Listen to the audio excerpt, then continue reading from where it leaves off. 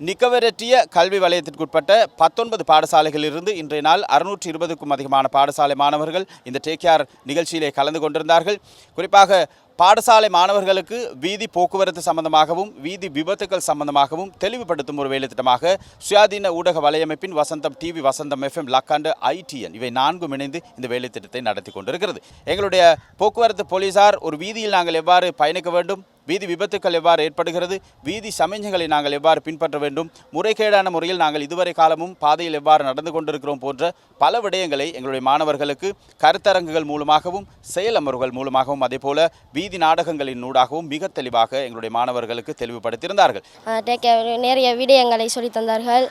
வீதியில் இப்படி பாதுகாப்பு பெறுவதற்கு, வீதியில் இப்படி கடப்பதற்கு மற்றும் விபத்துக்களை குறைப்பதற்காக டேக்கையா நிறுவனம் சொல்லி தந்தது.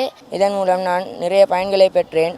வீதி சமிஞ்சைகள் பற்றி விளக்கம் தந்தார்கள், நாடகங்கள் நடித்து காட்டினார்கள். இதன் மூலம் எதிர்கால சமுதாயத்தினருக்கு படிப்பினைகளை நான் கண்டுகொண்டேன். எப்படி நாம் வீதியில் மாறுவதையும் நாடகங்களூடாக காலையில் எங்களுக்கு போலீசார்கள் சொல்லி தந்தார்கள். வீதி விபத்துக்கள் எவ்வாறு இடம்பெறுகின்றன, அதிலிருந்து நாம் எப்படி தப்பித்துக் கொள்வோம், வீதியை கடப்பது எப்படி, இது போன்ற பல விடயங்களை வீதி நாடகம் ஊடாக நமக்கு சொல்லித் தந்தார்கள். இதை ஏற்பாடு செய்து தந்த வசந்தம் FM மற்றும் வசந்தம் டிவிக்கு நன்றிகளை தெரிவித்து கொள்கின்றேன்.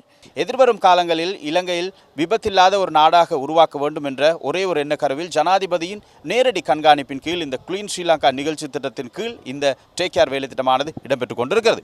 எனவே 28வது வேலைத்திட்டம் மிக வெற்றிகரமாக முடிந்திருக்கிறது.